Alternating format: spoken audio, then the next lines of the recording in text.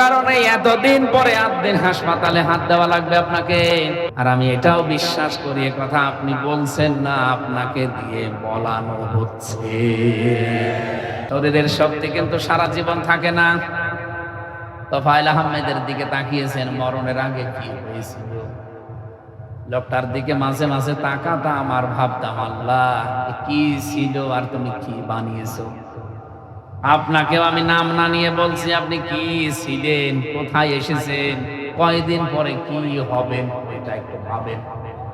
ভারতের মাটিতেও যা হচ্ছে আমরা দেখতে পাচ্ছি। ওদেরকে মালায়ন বলা হয়, মালউন মানে অভিশপ্ত। সেখান থেকে আমরা বাংলায় মালায়ন বলি। মালায়নের বাচ্চা বলে মালউন মানে অভিশপ্ত। ওরা যেহেতু শিরিক করে মুশরিক হয়ে গেছে, যেন অভিশপ্ত তারা যা করছে।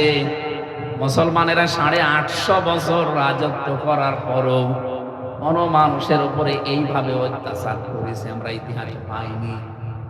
অথচ এরা কয় বছর দায়িত্ব পেয়ে কি আরম্ভ করেছে, আল্লাহর ঘর কতগুলো তারা ভেঙে দিল। তারা সত্য ষড়যন্ত্র করে কিছু কিছু জায়গায় মুসলমানের এমন এমন জায়গায় হাত দিচ্ছে। এক লোক নাকি তার বউকে খুব পিটাতো মাঝে মাঝে। বউ একদিন শখ করে বলছে, তুমি যেভাবে মাঝে মাঝে পিটাও আমার কি মন, আমাকে কি রাখবা না? বলছে, কিলের ওজন দেখে টের পাও না? প্রতিবেশী রাষ্ট্র সহ আরো যারা আছে তামাম পৃথিবীর ইহুদি খ্রিস্টানরা আজ যা আরম্ভ করেছে, মুখে এদিকে গণতন্ত্রের কথা, মানবতার কথা যতই বলুক না কেন, আল্লাহর কসম ওরা এক যে এই পৃথিবীতে মুসলমান থাকবে না।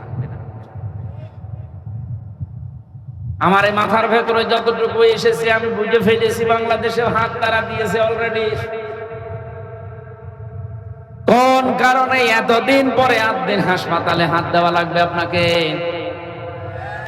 এইরকম অপরাধ 8 দিনের চাইতে বহু এই দেশে ঘটে গেছে, আপনি কিছুই বলেননি। আর আমি এটাও বিশ্বাস করি এ কথা আপনি বলছেন না, আপনাকে দিয়ে বলানো হচ্ছে। সুকৌশলে বাংলাদেশের চিকিৎসা ব্যবস্থার ধস যেন নেমে যায়। মধ্যবিত্ত এবং গরিব মানুষদেরকে সুলভ মূল্যে যেন মানুষের সেবাটা দোরগোড়ে পৌঁছে দিতে না পারে। 5 টাকার জায়গায় 50 টাকা বৃদ্ধি করে 55 টাকা খরচ করে যেন দাদাদের কাছে যাওয়া লাগে, এর একটা পাই তারা। মনে করছে দেশের মানুষ কিছু বোঝে না। 6টা শিশু হত্যা হয়েছে, আমরা তীব্র নিন্দা জানিয়েছি, এখনো জানাচ্ছি। যারা এর সাথে জড়িত আছে, যদি অবহেলার কারণে হয় তাদের সর্বোচ্চ শাস্তি দেন। কিন্তু এটা জীবনেও আমরা কামনা করি না, এই কারণে একটা পুরো হাসপাতাল বন্ধ করে দেবেন। শরীরের শক্তি কিন্তু সারা জীবন থাকে না। তোফায়েল আহমেদের দিকে তাকিয়েছেন, মরণের আগে কি হয়েছিল? লোকটার দিকে মাঝে মাঝে তাকাতাম আর ভাবতাম, আল্লাহ কি ছিল আর তুমি কি বানিয়েছো। আপনাকেও আমি নাম না নিয়ে বলছি, আপনি কি ছিলেন, কোথায় এসেছেন, কয়দিন পরে কি হবেন, এটা একটু ভাবেন।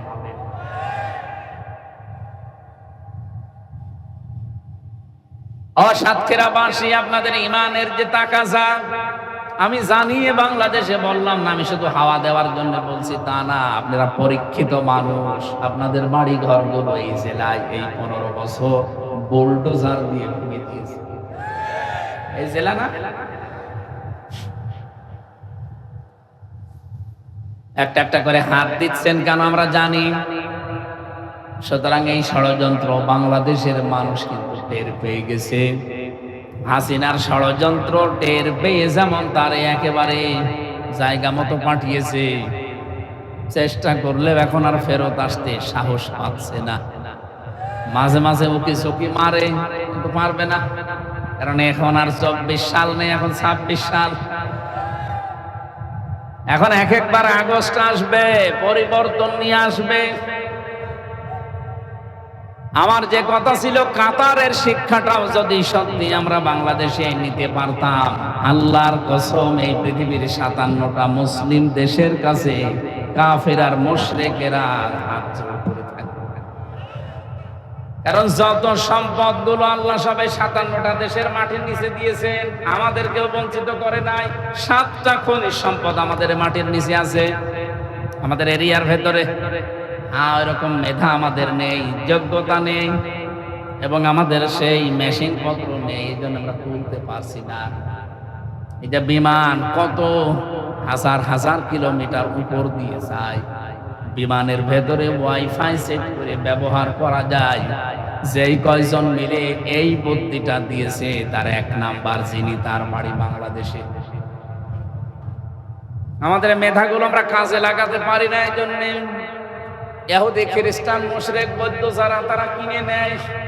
তারা চীন, আমেরিকা, জাপান, রাশিয়া, ভারত আর নাম নিলাম না, এরা এই মেধাগুলো কিনে নেয়, নিয়ে ওদেরকে দিয়ে পৃথিবীর বিভিন্ন জায়গা থেকে খনিজ সম্পদগুলো তোলে।